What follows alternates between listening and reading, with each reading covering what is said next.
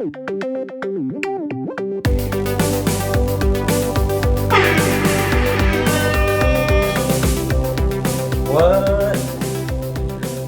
up, everybody? What's up, everyone? Welcome to the Noonchi Podcast. We are in our new studio. We look like we are in the future. Yeah. There's nothing behind us except all white. We wanted to test this out today. We do have lights and colors and stuff, but hey, let's see if this Apple commercial works out. Hi, I'm Mac. And I'm PC. Achoo. Cheers. This is our first drink in, actually, you're going water. I'm going alcohol. The reason why I'm drinking water is because I'm wondering if I can go 1 week without booze. Oh, really? Mm-hmm. It's like a challenge week for you? A challenge week. Last week I did a heavy amount of boozing. Uh-huh. Last Saturday was that pop-up comedy show that we did. Oh my gosh. And then so good. The tickets were sold out. Yeah. But then 3 people did not show up.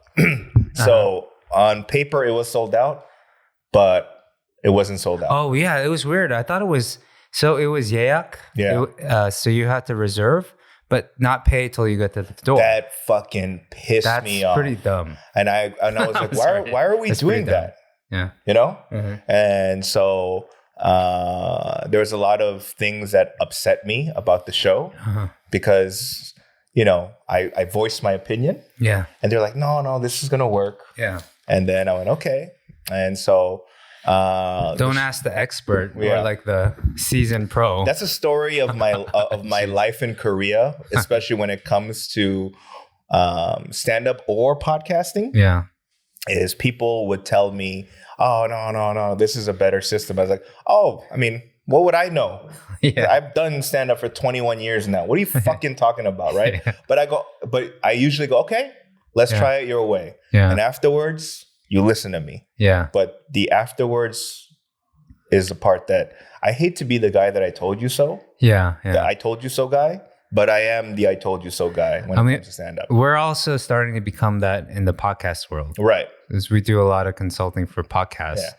And almost everybody wants to come out like multi-camera, traditional edits, like which we did. Yeah. And we felt like it was just so much time and energy. It's not worth it. Yeah.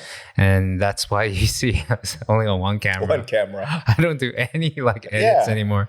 No. Yeah. And so it was interesting. I mean, for those that came out, I don't know how many will listen. Actually, one listener, Kylie P., she is an avid listener of the Noonchi Podcast. Oh, nice. As well as 매운맛 겨루기. And so she came to I the met show. Kylie. Yes. I met her on online at the bar. Oh, yes. And so Kylie is an avid fan and listener. So thank you very much, Kylie, for bringing your friends once again. And the show was fun. Actually, it was scary to me. Why was it scary? Because the reactions were so good that it felt fake. Damn, we're getting a lot of echo here, right? Yeah, well, I don't know. Whatever. Anyway. Yeah. It felt fake. Talking to the mic. Just kidding. What felt fake? I have to look at you. Hold on, let me look at you. Yeah. So the reactions felt fake. From the people? Yeah. The audience? Yeah. How so? No, meaning it was too like I was like, that joke did not deserve an applause break.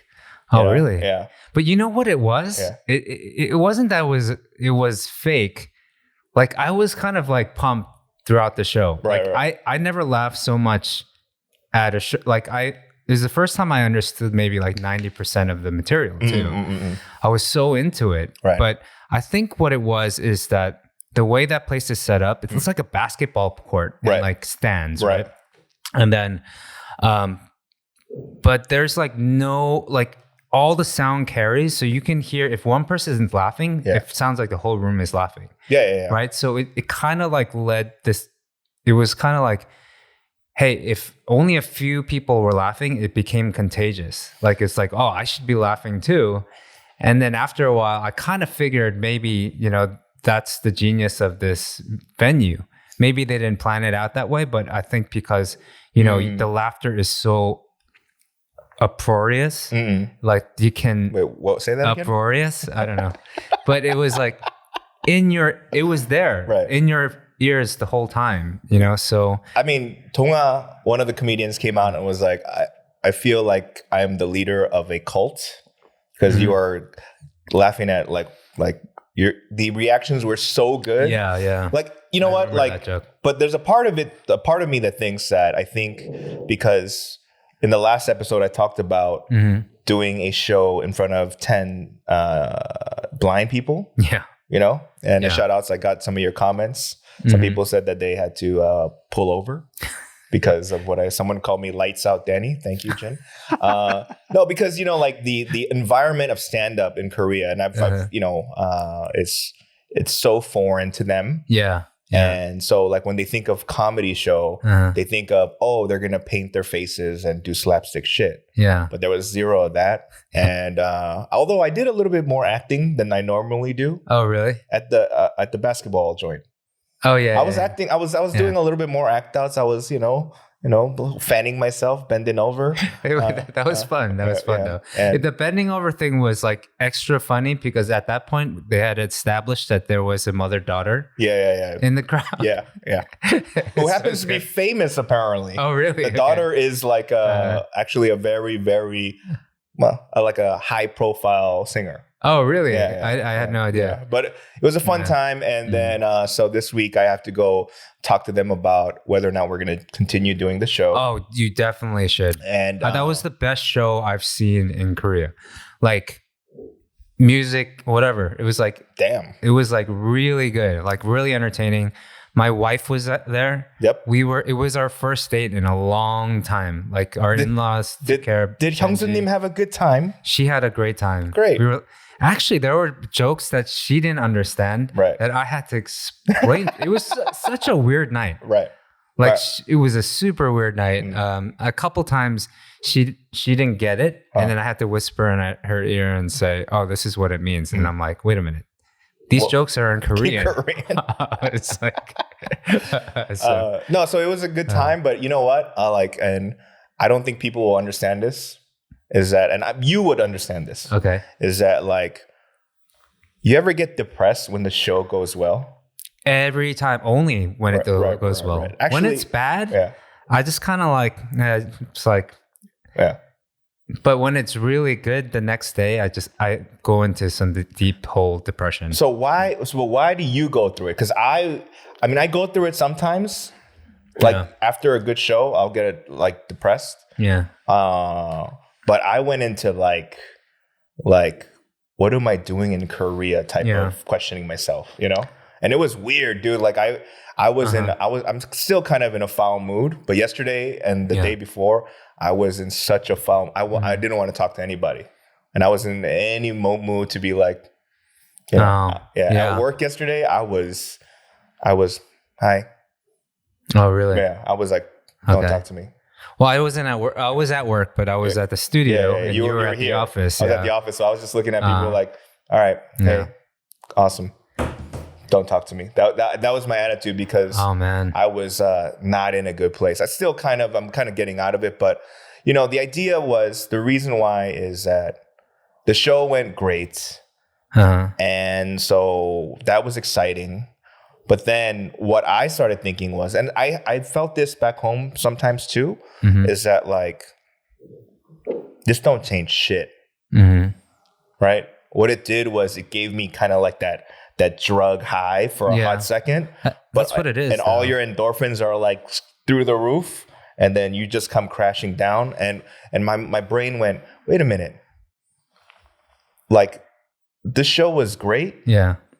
But I'm going to my same shitty apartment in Shincheon. Yeah. My life did not change a bit, one. And two, not that I'm going to like expect to go to some high rise, like, you know, fancy apartment. That's not what I'm saying. But like the idea that like, I love stand up. I like making people laugh. But my depression came from the fact that there's going to be it's still an uphill battle to try to get people to understand what stand-up is. Yeah. And for me to do it 50 people at a time over and over and over and over and over again, I just saw that, it's like, so when you're climbing up a hill, which I don't do a lot, but you see the top of the hill and you're like, God damn. It's like when you first moved to Korea, right? And that double hill that you lived on, right? Like, so you get to the first hill, you're like, yes. Yes. And then you look to the side, you're like, there's another fucking hill that I got to get on. And so that's the feeling that I had where I go, this is a big ass hill, right? And then my brain further went into the other stuff that I'm doing. Yeah, which is what me and you are doing. Not this podcast just per se, but just podcasting in general. And it just the idea that both stand up and the podcast network are things that Koreans go, that's not going to work in Korea, right? And I believe that they will, but then I see the hill upon hill upon hill. This is the curse that we live with. I feel like we're the first to do a lot of things, right? Web series. Like out of our friends, we made a movie. You know, we've done like, you're a stand-up comedian. Like I'm a musician. Like we weren't allowed to do those things growing up because there was no one that looked like us that did that, right? So the thing is, like, I think right now it's more, I lost my point, but I think it has a lot to do with not so much like, okay. My point was this on that is, we do these things, set them up, and other people reap the benefits in a sense, because they see, these guys are doing it. It's allowed now. Right. And then everyone just kind of zooms past by us. Right. And this has literally happened to us for the last 15 plus years. For everything we try to do. Right. And we're always excited about something new that we do. And often we are the first to do it. Right. So my biggest fear is that some things we lose a hold of. Right.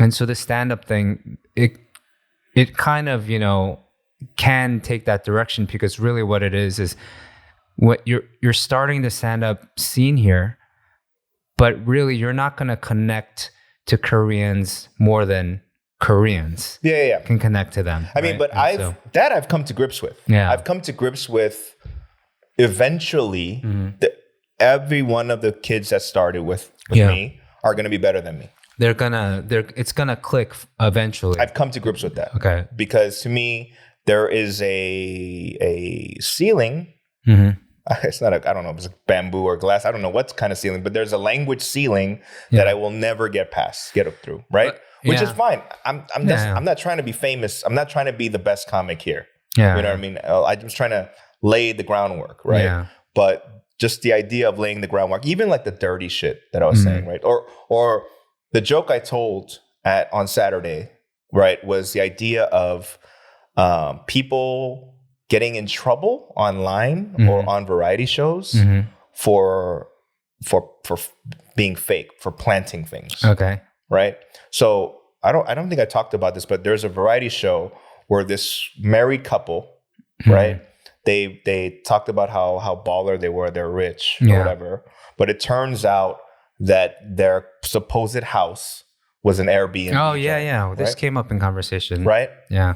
And so that became an issue to a point where the whole show got canceled. Oh my gosh. Because viewers were like, you tricked us. Okay. Right? You wasted our time. Right. And then who cares? Exactly.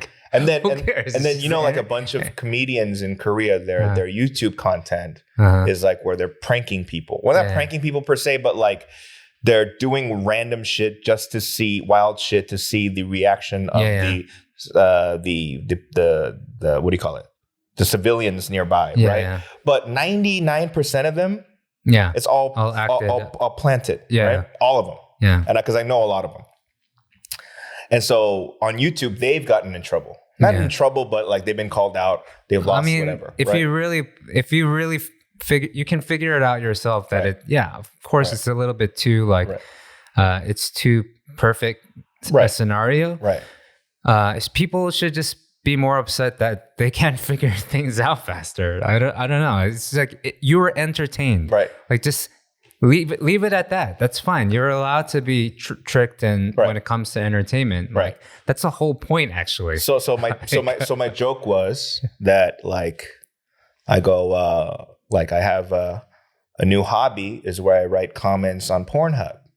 Right. Oh yeah. Right. And what I do is I write the stupid fucking comments that people put on YouTube. Like first. Yeah. Like ilpa. That's what they call it, right? Yeah. Or like booyah, which is a new meme thing that like, I still don't understand. And then they write chujagim, which means this is fake.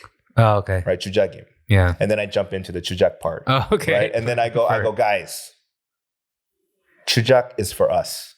Yeah. They're doing that for our entertainment. Yeah. I love chujak. I love when a girl goes down on me and she chokes. Oh yeah, because that is fucking chujak. That is for me, right? You know, and that was a bit, right? But it's for me to be. It's like for a little bit to show that some of these things are fucking retarded. Yeah, you know what I mean? Like that people that complain about these types of things are dumb, right? Yeah. I totally get it. Yeah, it's stupid. Yeah. Well, getting back to your point about feeling depressed after it, you know, it's a little bit more than it's more of a reason to be depressed. You have more reasons, I guess, that you attach to your depression. For me, it's more like because, you know, it's similar where I feel a high, but then the next day it's all gone. Right. So I'm depressed about the absence of, you know, that elation I felt like the night before. Yeah, it's like your serotonin levels are. Yeah, I mean, think gone. about it. Right. I've done some sold out shows, right?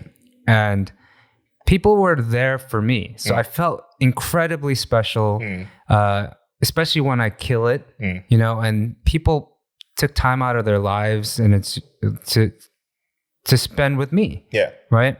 And then what happens is like you get a lot of pats on the back afterwards, right? And then you go after party, go drink with your friends and stuff. And then the next day, everyone's gone. Yeah. Like all that feeling you cannot recreate, right? So, so you're trying to grasp at whatever you can. Like, oh, did someone take a video of it and put it on Instagram? Like, I need to see that and like it and comment on it, you know? And like, and then that runs out. And then you're just like, for me, that's where it's all like, gets really sad. Birthdays too, you know, you get all these like messages on your comments on your, like, it's too much. Yeah.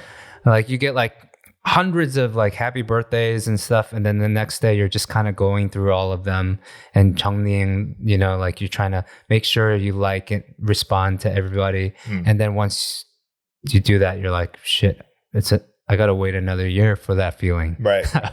That's why part of me want, like, you know, that's why I was like, I don't want to talk to anybody. Right. You know what I mean? That just mean, in my mind, that just means you had a fucking fantastic show. Yeah, like, I mean, the show went great. You know what I mean? Like, I was supposed to do 20 minutes. Turns out I did like 35.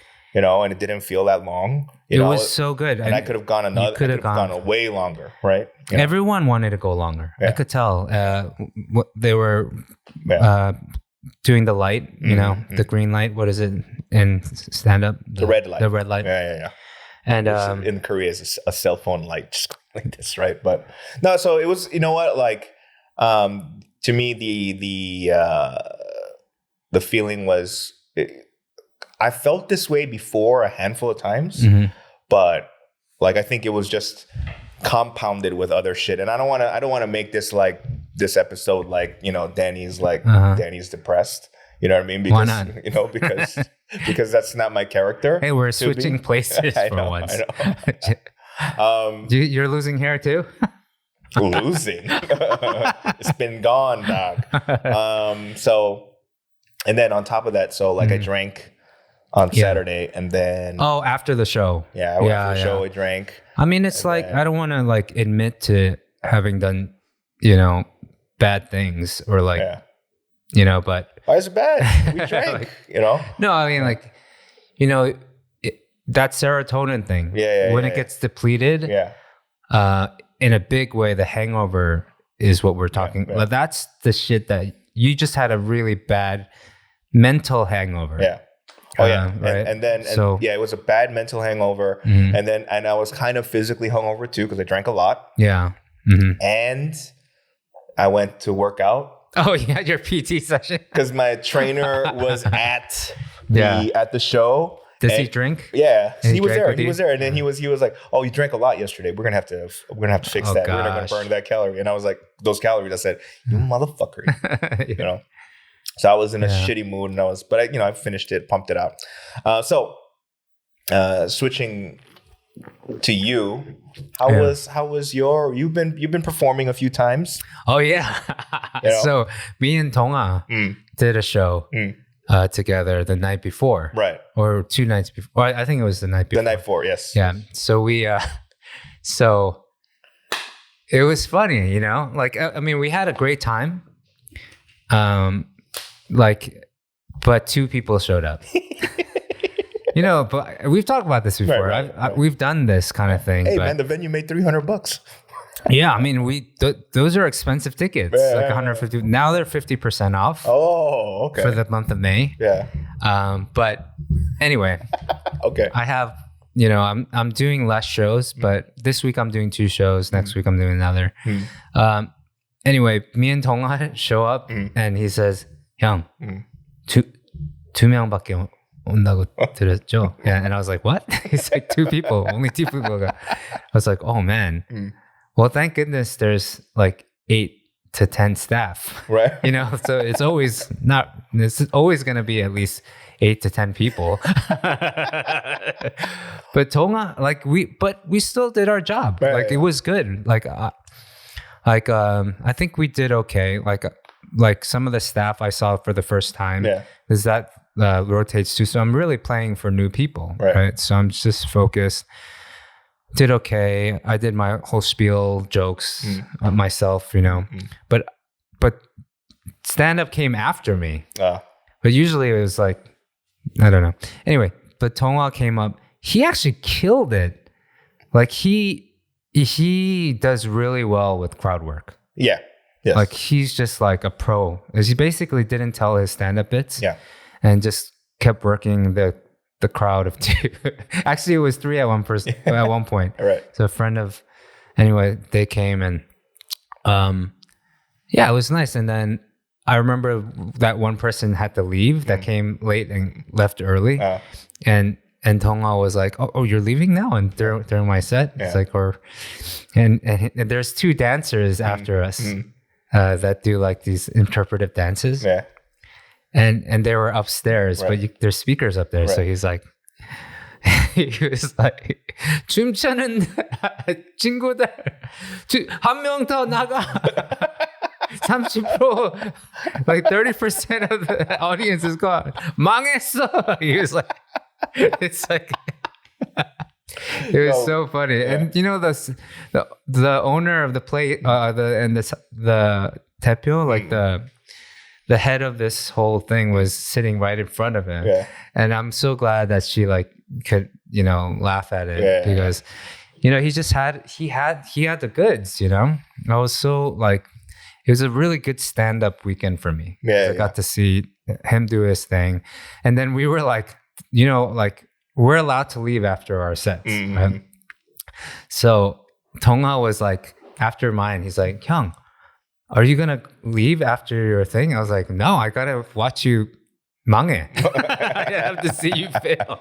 Like, I live for that. Oh, I love when I see Danny like bomb. I need to see you bomb. Yeah. So he tells that in the, I stayed and I went and sat down and it's like, "Oh, 바비 형인가 아까 말했는데요. 여기 내가 망한 거 봐야 된다고." He has to see. And I felt bad. I was like, "Come on, man, you can't say all the workers." But he was, so Tonga is, really we're talking about people that nobody here knows, but it doesn't matter. So Kim Dong-a, he's a comedian that I've met through the stand-up scene. I always tell him, if your bits were as funny as your crowd work, you'd be the best comic in Korea. He goes, your bits suck ass, bro. Actually, he tried a couple and it just fell flat. And it was like, all right, moving on. I was like, your crowd work, not that good. Your crowd work, great. Your bits, not so much, right? Yeah, he told, we'll keep it quick, but he told a joke about how he looks like the president of the Philippines or Vietnam. He looks like a Vietnamese. No, he says he looks like a security guard at a Vietnamese supermarket.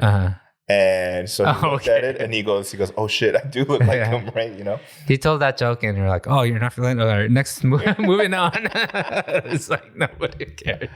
Yeah, so... but then afterwards, there's these two dancers, right? And so me and Tonga are like, do we leave? Do we have to stay? Like, if we leave, then like 20% of the audience, like... Well, you got to see somebody bomb, right? Yeah. I mean, they didn't come down to see us, so we're just kind of like... All right, I was like, I gotta stay, but they were so good. They were really, really good. Like, I really appreciate what they did because, they kind of do the kind of dance my wife, does, what is capable of, and she went to school for. But afterwards, I don't know if they're not going to watch this, right? So Tonga was like, oh man, like he was like, I was like, wow, we were saying, I could hear him say wow and stuff. But afterwards, walking away, I don't know what the hell that was. And I was like, come on, man, it was good. Yep, that sounds like Tonga. Yeah. No, he's just like, not in that mean way. He was just kind of like, I don't understand it. Yeah. Like, it doesn't speak to me or something like. And that's how I feel like at every art exhibit, every museum. Did I ever say this? Remember when you invited me to go to the James Jean thing? Yeah. They look cool. Right? Yeah. But then my whole thing was like, I don't know how to act. I don't know how to behave. So my thing at every museum is I have an internal clock of 5 seconds, right? So I look at a piece and I go 1, 2, 3, 4. To get 5, and then get to the next one, and I change my position like 1, 2, like and then so it makes it look like I'm taking it in and feeling something, but I'm just counting to 5. I get it. I get it on some level, but because for so much of my life, I was, in art school, and I was kind of always like leaning towards visual arts, and I majored in visual arts. I was concentrated in oil painting. Like, I know for me, it's more about the person, the artist. It's about being in awe of their discipline and their connection to their work, because there's sometimes you see artists and it's like, it looks like scribble and it looks like a kid can do it. Right. But if you can find that connection at where it was actually discipline from everything from, it goes a little further with those kinds of artists, abstract artists, because you have to know that on some level that they have the tools and skills to do like what, the fundamental of art, like they can draw a figure and make it look great. Right. But because of that, it's like you have the connection with an artist with their work is more like, all right, so now that I can do that, what should I not take away? And like, what's really important to me? Like, because I know that there's this journey for a lot of artists, and I know there's a lot of artists that you can tell right away if they're like a schlock artist or if they're fake or they just kind of, they're just a commercial artist, then, which isn't bad, but like, I mean, like that stuff fascinates me. So I'm fucking ignorant when it comes to like that kind of visual art, right? But James Jean, like, no, it looked. It's like pretty. No, it looked freaking dope. Amazing. Yeah, it looked dope. but that's all I can say was, wow, dope. Which didn't make me feel like I was fully getting, like I was reading all the shit or whatever. No, I'm not shitting on James Jean. I'm just saying, what I'm saying was that, like, I don't mean to diminish your outlook at it, your look at it. Yeah. You know, because I totally understand actually. Yeah. On some level. So it makes sense. So on the way to my gym, I call it my gym now. But like, do you leave your shoes now? No, fuck that. There's this art piece hanging outside nearby the gym, right? And it's a picture of I think it's a woman, but it's from behind, right? Mm-hmm. And it's her like sticking her arm to the side, right? Like as if she's trying to like hold someone, right? Shoulder. Mm-hmm. But then what happens is it's cut off at the elbow, and then next to it is the rest of her arm, another canvas, with just her arm. From elbow to her fingertip. Okay, that's cool. Right? To me, I go, you just measured wrong. Right? You started off wrong. You know, like when you try to make a poster and then you write the lettering, you're like, fucked up. I made the P too long or whatever. You know what it is, right? And so, again, I just look at things like that and just be, I just think of it from a cynical asshole point of view, right? Yeah. But there, if you think about that, that concept of people measuring wrong, there's actually artists that take that concept and make a whole series out of it. Right. Like, the visual artist Nikki Esley. Oh, yes. So she has like this whole series of photographs that are cut off, like, and you only see like it's a wedding day. Right. And then, but he cuts off the face of the husband or something. And you just focus on the fact that what kind of freaking photographer like doesn't get the whole picture. Right. You know, but because every single photo is like cutting out some key figure or key like subject that becomes the subject of the whole, you know? So, I mean, that for me, it's I like that connection that artists have to their work, and that's why I think I like going to art galleries and stuff. Not because I get it, but I just for me, it's like, you know, automatically I look for that connection. Yeah, on Tinder or any of those dating profiles. You know, when the woman, like, their hobbies are, I like to go to art galleries. To the left. Nope. I'm not going to pretend on these things. I'm already pretending in the first time. I don't like to go to art galleries, but like, you know, I don't go out of my way to go to art galleries. This is kind of a weird segue, but it's kind of related to art and what the artist means and feels. Our buddy Linus, whose logo is on all our podcast episodes, hit us up, right? Bobby, I don't know if you're aware, there is a brewing controversy in the stand-up world in the U.S., right? So there's a comedian named Tony Hinchcliffe. Okay. Right? And so what happened was he was performing and his opener was this Chinese dude, right? And after the opener finished, he, you know, brought up Tony. Yeah. And Tony basically said, how about one more time for that filthy fucking chink that was just up here? But he was trying to attempt at a laugh. There was more. He kept going. Yes, right, and calling the crowd race traders or whatever, you know. It's just okay. That's so a weird time. Our buddy Linus was like, you know, tell me how wanted to see my perspective on it. I think first and foremost is that when it comes to judging stand-up, right? I speak as comedian first before I'm Asian. Okay. Right. That's how I actually feel. Right. Okay.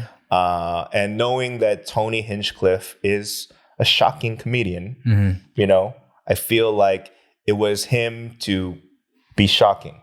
Yeah. Right.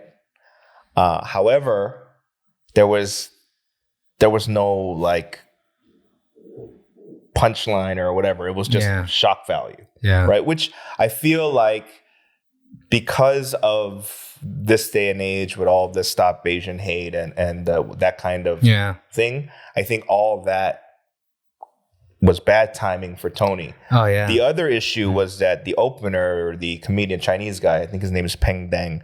By the way, I don't know any of these guys personally, right? He put it up Tony's intro and be like, this is me opening up for Tony Hinchcliffe, and this is what he had to say about me. Happy Asian American Pacific month, right? So he was kind of making light of it. No, I think he was clout chasing. I thought personally, I go, look, it was not the first time you opened for him. From what I've known, you've opened for him a few times. You could have just said, hey man, like that wasn't cool. Yeah, you know what I mean? Yeah. But I think because of the time of Stop Asian Hate and all that stuff, all the hashtags, he put it up. I see. You know what I mean? And I think he probably got some more followers because of it.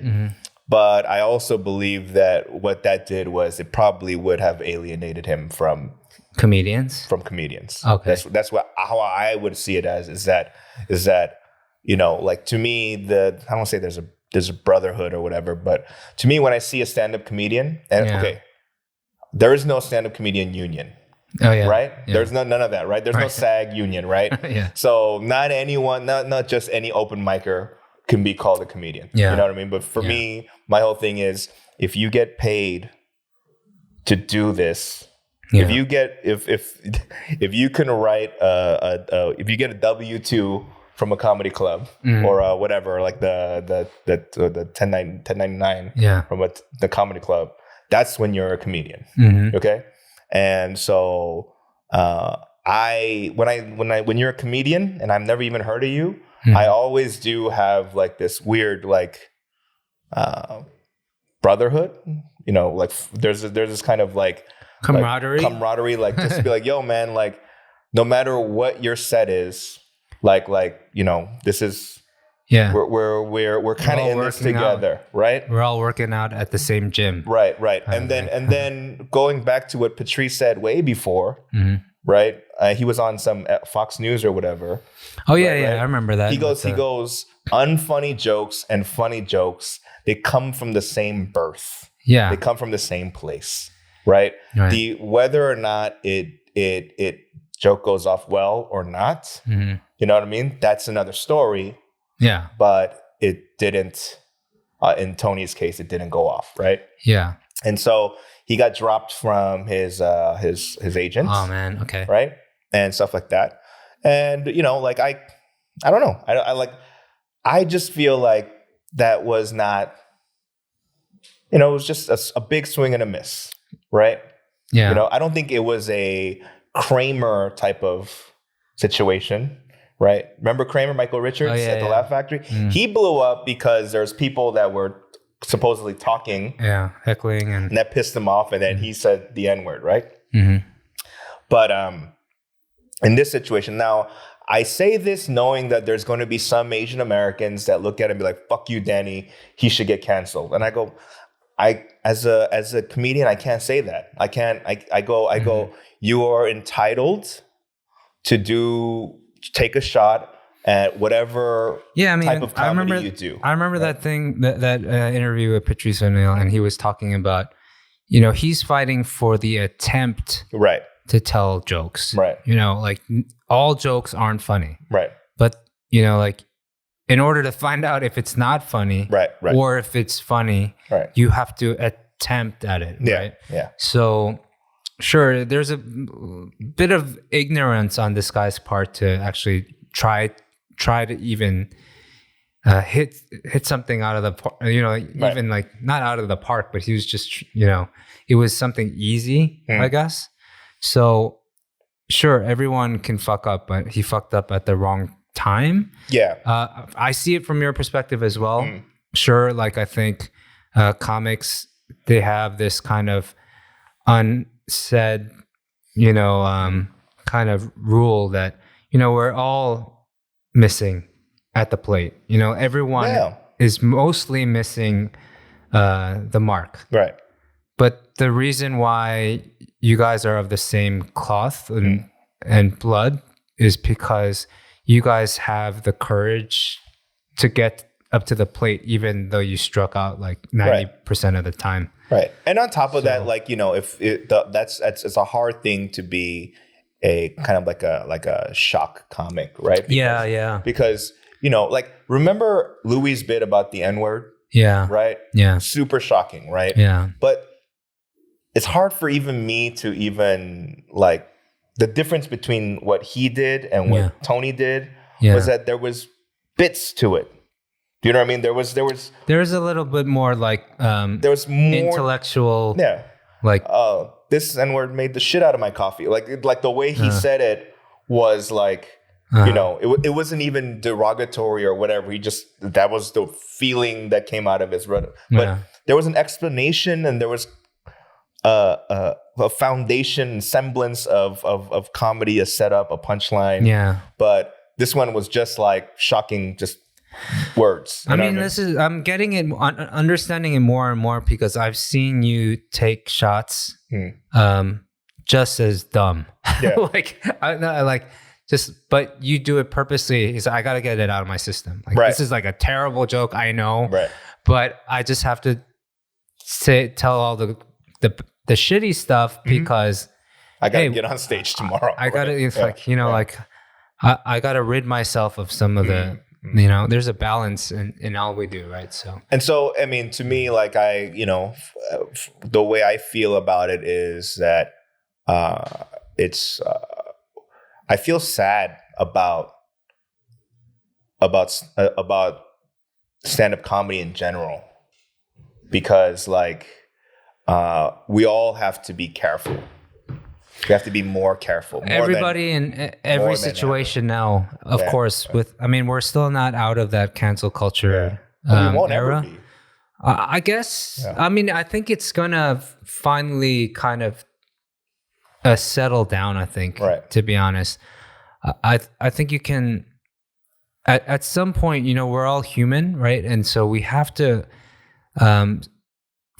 weed out like the really, really bad stuff. That, like, of course, but then once it starts to, there's nowhere else to go where there's no more terrible people, and then you're just kind of trying to keep that going, and then you start to kind of pitchfork and the people aren't necessarily bad inside. They're just made some terrible decisions. Then you start to be like, hey, they're just kind of like me. We all make mistakes. Right. We all need somewhere to grow from. Mm-hmm. And that's where I kind of on some level feel bad for that guy. Because I'm sure he's kicking himself. And I've been there. Right. You know, you've been there. We've all been there, where it's just like, shit, we really fucking shat ourselves and like in public, you know. So, and there's like extreme shit that needs to stop when it comes to this Stop Asian Hate stuff, right? Yeah. Like people getting stabbed, punched in the face, all that violent stuff. Totally get, right? Yeah. Is it almost like this attempt that he made is probably the least of our worries right now? Yeah. Because I mean, he's not, we're not even certain he's toxic, you know, it's just more like something, I'm sure he regrets. And that's the point. Yeah. If he regrets, and he feels sorry, then, you know, he's probably going to be a better person. Right. But if he was like, fuck it, no, I have every right to try that. And like, you know, I don't feel bad. Right. I don't like, then I would probably not give him another chance. It's just kind of like move on and just be like, you know, at least you brought some light to this, the subject, and we're going to make an example out of you. Yeah, I mean, you know, like I said, it's like a swing and a miss to be like a shocking thing. And like, you know, I was like, Tony, I mean, I don't know the guy, right? Mm-hmm. So if I had like, if I was like close to him, I would have called him and tried to like figure out what he was thinking when he was doing it. Because I'm curious. And on top of that, I wasn't there, so I don't know his full set. Yeah. And I didn't. Even the Chinese dude set, I haven't seen it. Yeah. And so like I don't know. Okay. I don't. Maybe he was saying something about it was in not a retaliation, but it was a comment to the Chinese dude set, which still doesn't make it good. But what I'm saying is that like I don't know the whole story. Yeah. I mean, if they're on tour together, there's probably some sort of But apparently, it was like the second or third time that he opened for him, and it was the first time he went like this, and so I don't know. I mean, man, like when it comes to the cancel culture, like it hits closer to home. Yeah. A little unrelated, definitely unrelated, but some close 동생s of mine, the Pishikdaak boys, right? Mm-hmm. Killing it, right? Fuck, and I'm so happy for him. Yeah. So one of their characters, or not them, but like their side character, you've never met him, but he shows up. He's not one of the main guys. Yeah, okay. But he's right now like super popular, right? Okay. Right. So his character is he plays the 사장님 of some Kim company. Okay. Right?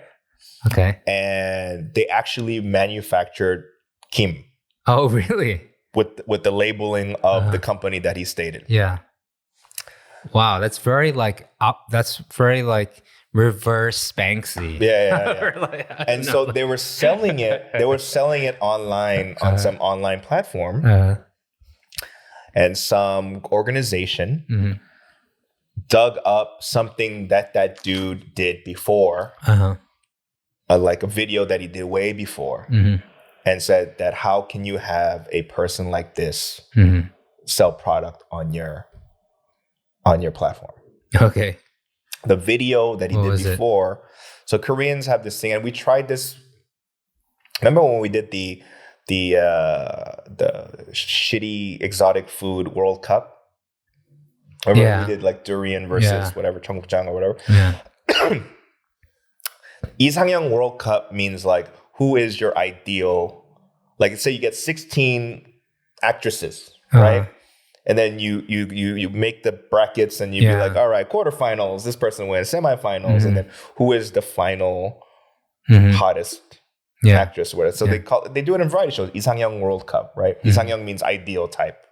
So he did one where it was Japanese porn star World Cup, like who or AV, so Asian, but right. For one thing, it's illegal in Korea to watch porn, so that's part of the right. But I mean, even you just in previous old school like variety shows, they've joked about him having a collection of porn. Oh, really? Okay. Like back in the days. Okay. Like it's illegal, but it's not that illegal, right? So the idea was it's like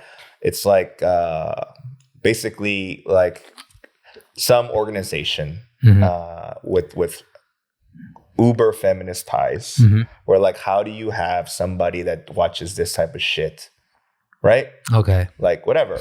My whole point is they're trying to cancel him because like, and it's not like he said foul shit in the video where like, oh, like her tits are amazing. He never said that. He just went, oh, she's pretty, I pick her. Like, or you know that. But we do that but not we, but like they do that in all variety shows where like even for who's your favorite idol member, right? And then they put fucking 16 of them or 24 of them and be like, oh, this person and that person. Okay. Like it's not a new thing. It's just that the profession of the people were in the adult entertainment business. But the comments weren't like, oh, look at the tits on that bitch. Like it wasn't that. It was just like, oh, I pick her because I'm a fan of her work or whatever it is. Okay. Right? Okay. And so they try to. So they took the Kim off the platform. Oh, really? Yeah. Okay. Right? Huh. I've talked to those guys because they started the stand-up scene, and I jumped in a month after they started it, right? And I asked them, hey, are you guys going to do stand-up? And they're like, we need to lay low for a little bit. Like because like, let's say that they publicize they're going to do a show. Yeah. And they're going to come and, you know. I see. You know what I mean? And so to me, like this type of,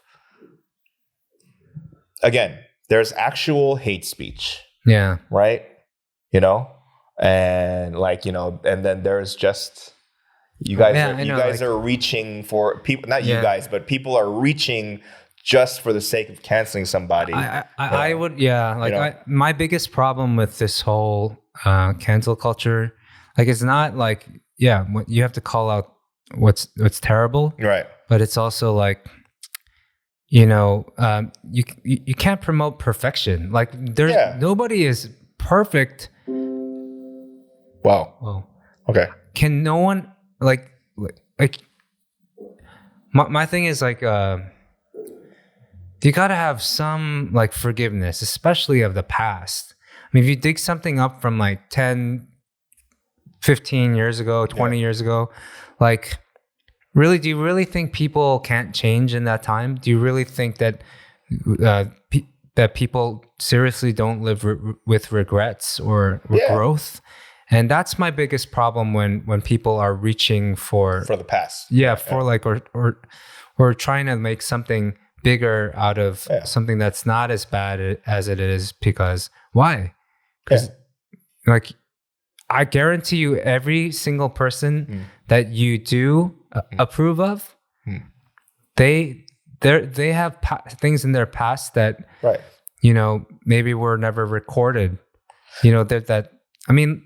Everybody has a past that they're ashamed of, and if you get to a certain level, right? Especially, I feel this all over the world, but I feel it way more in Korea.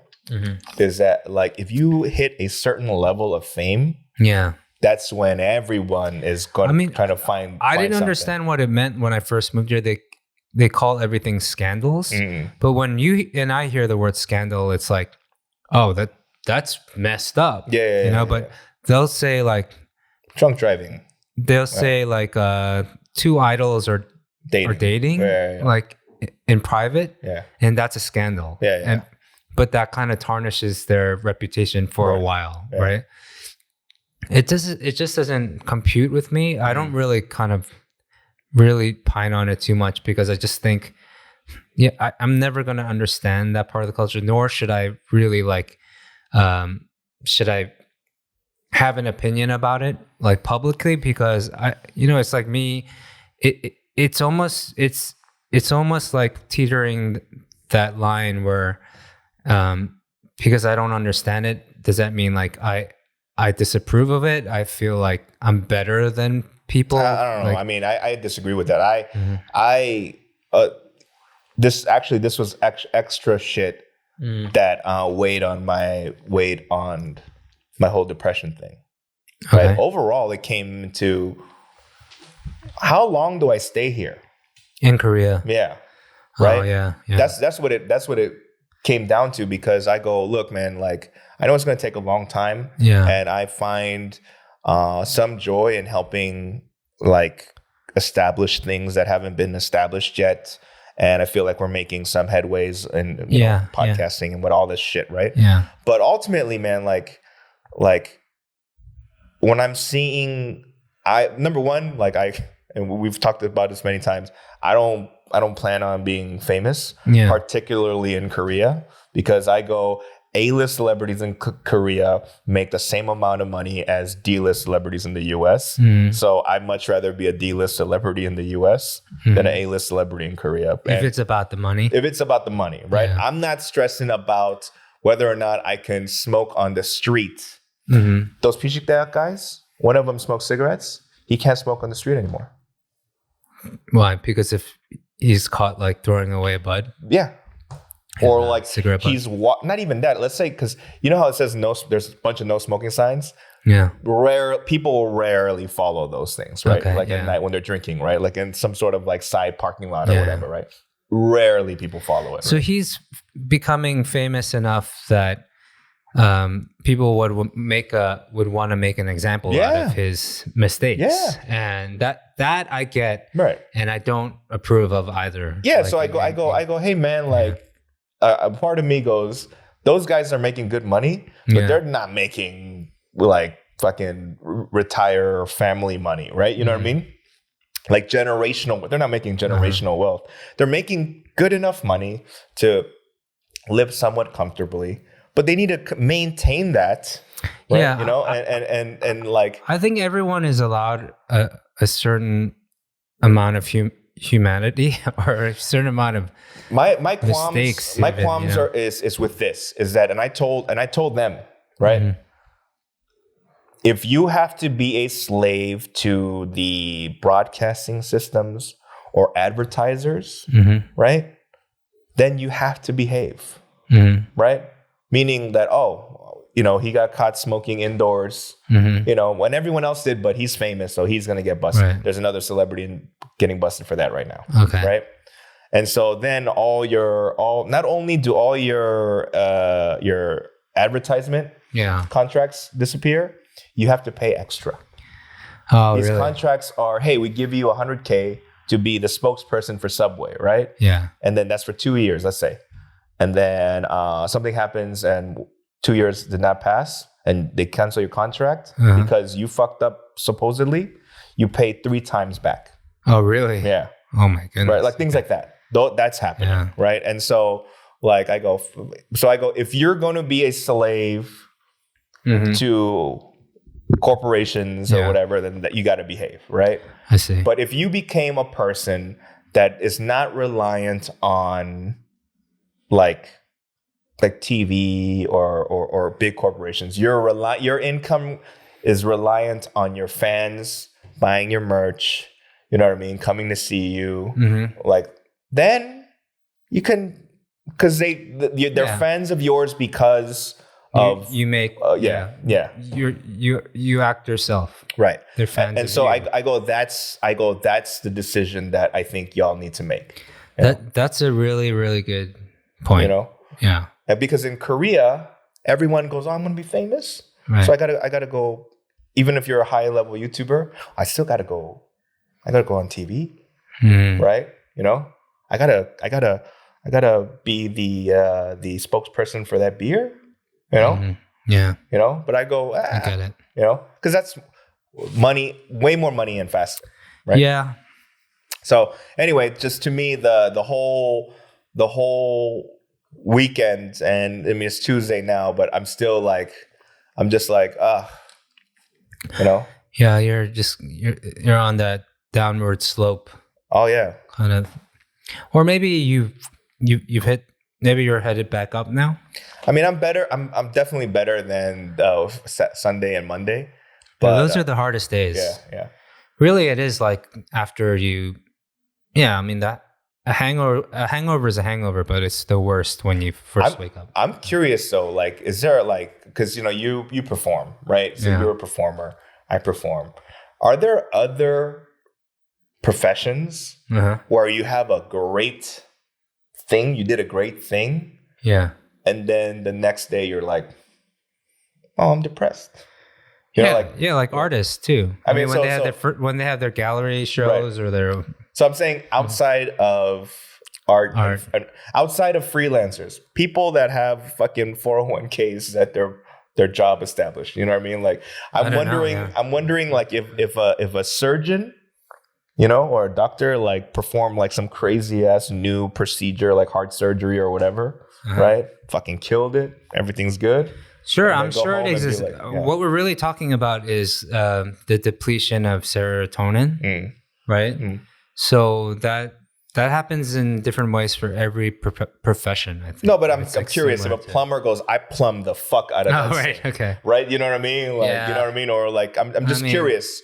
If you guys know, if you guys have ever experienced something like that, where it's like the depletion of serotonin for completing a job dope, like, well. I think like I don't know any plumbers, but like if we're using that as an example from like an act, if you stand a plumber against an actor, right?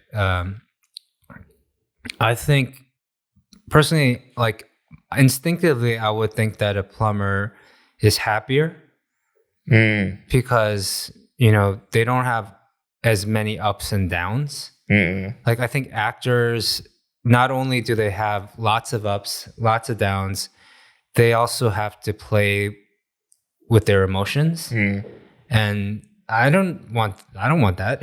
Like I think you know, I've tried. Speaking of actors, Korean actors are being criticized right now currently because there was some award ceremony recently where you just won some prize and none of the actors in the audience stood up. They were just kind of like being blank. You know, they were just kind of like cold about it. But then when some director won the prize, all the actors stood up as a sign of respect. And so like the people are like, yo, fuck these actors. Oh, really? You know? Oh my gosh. You know what I mean? So I'm done, man, with this episode. See, you understand how cuckoo, I'm not saying this country, I'm saying cuckoo society is right now. And I wish I won an award. Again, I don't want to be famous, but I want to be an award to be like, hey, motherfuckers, right? Get your asses up. You get an award for spitting out shit someone else wrote for you. Go fuck you, right? Like, and that's not how I feel about actors. But I want to do that just to go fuck with them. You know what I mean? So, yeah. But this episode is to show how great, like you know, when that scene in Zoolander where Mugatu goes, I think I'm taking crazy pills. Yeah. That's how I felt this whole week. You know. It's the same look. Do you not see it? So, all right, for the thumbnail, can you just give him your blue steel?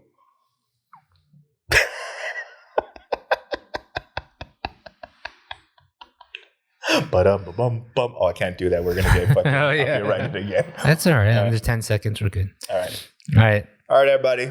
Thanks for watching. Don't worry, guys. I don't want to get messages of encouragement, you know, because some people might do it. That doesn't help me. But thank you for peace. That's why. Later. Follow us. Do that stuff. Yeah. Bye. Oh, congrats, Steve. Oh, our buddy Steve. Who doesn't listen to the podcast. But congrats. Shout out. Baby daughter. Oh, later. Bye, guys.